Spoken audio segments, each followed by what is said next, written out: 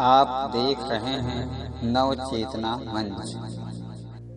यदि हमारे वीडियो आपको पसंद आए तो वीडियो को ज़्यादा से ज़्यादा लाइक, शेयर और कमेंट कीजिए। और यदि आप हमारे चैनल में नए हैं तो चैनल को सब्सक्राइब कीजिए, बेल आइकन बटन को ज़रूर दबाइए, जिससे आने वाली नई वीडियो का नोटिफिकेशन आपको पहले। नमस्कार दोस्तों, मैं आपका दोस्त एक बार फिर से हाजिर हूँ कहानी लेके।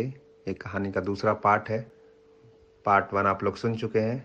कहानी एक बहुत ही मेधावी छात्र की है जिसकी नौकरी की संभावनाएं प्रबल होती हैं, लेकिन अचानक से किसी कारणवश, जो कि आप लोग पिछले पार्ट में सुन चुके हैं, उसकी नौकरी नहीं लगती है। ये उसी कहानी का भाग 2 है।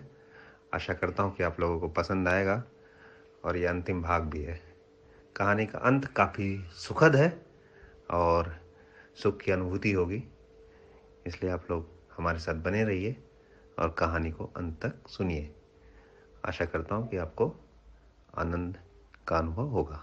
जैसा कि हम लोग जानते हैं कि संभावनाएं काफ़ी प्रबल होती हैं उस लड़के की नौकरी लग जाएगी, लेकिन अचानक से एक लिस्ट आती है और उस लिस्ट में उस लड़के का नाम नहीं होता है। ये एक ऐसी घटना थी मानो किसी के ऊपर वज्रपात हुआ हो।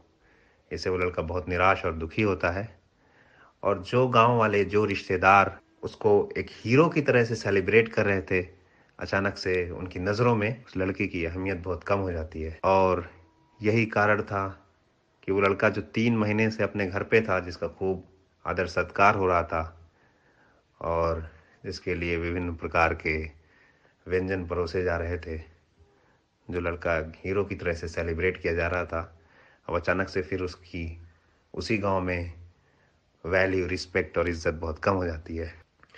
और वो लड़का एक बार फिर से फैसला करता है वापस अपने दोस्तों के बीच में जाने का, अपनी लाइब्रेरी, अपनी किताबों के बीच में वापस जाने का। और वो वापस आता है एक लंबे अंतराल के बाद।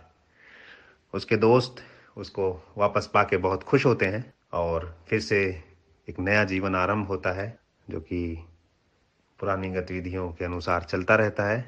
और एक बार फिर से जीवन बहुत ही सुखमय और सुचारू रूप से चलता है।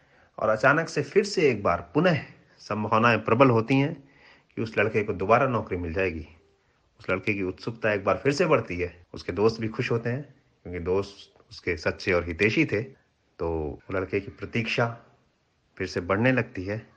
और अचानक से एक दिन एक सूची आती है और उसमें उस लड़के का नाम होता है। लड़का फिर से उत्साहित होता है, लेकिन अति उत्साहित नहीं होता इस बार। वो कहते हैं ना कि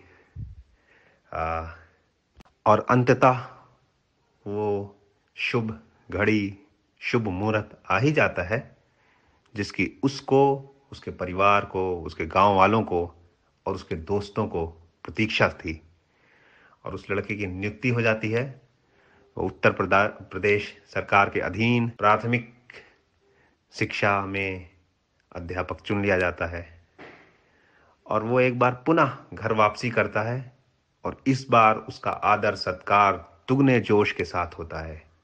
विभिन्न प्रकार के व्यंजन परोसे जाते हैं और वही लोग, वही रिश्तेदार, वही गांव वाले जिन्होंने एक बार उसे निराश किया था, उसका तिरस्कार किया था, एक बार फिर से वो लोग उसको अपना हीरो मानने लगते हैं। और उस लड़के की नौकरी शुरू हो जाती है। सब कुछ बहुत बढ़िया चलता है और फिर से वो लड़का अपने दोस्तों को, अपने हॉस्टल को, अपनी स्टूडेंट लाइफ को, अपने छात्र जीवन को मानो अपने जीवन से निकाल ही देता है। इसी तरीके से महीने गुजरते हैं, साल बीतते हैं, और उस लड़के की ज़िंदगी में एक और अहम पड़ाव आता है। और उसका राधा नाम की एक सुंदर सुशील कन्या से विवाह होता है। विवाह में उसके मित्र भी शामिल होते हैं और बहुत ही उत्सवपूर्ण माहौल रहता है। कुछ साल बाद उसके 2 बच्चे होते हैं, एक बेटी, एक बेटा, और उसका जीवन बहुत ही सुखमय रहता है। और ये कहानी हम सभी के लिए प्रेरणा का स्रोत है। वो इसलिए कि पहली बात तो वो लड़का नेत्रहीन रहता है, उसके बाद भी उसका संयम, उसका आत्मविश्वास लोगों को प्रेरणा देता है और आज भी दे रहा है।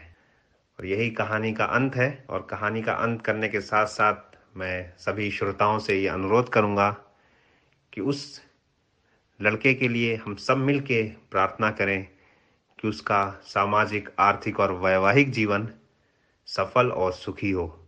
धन्यवाद।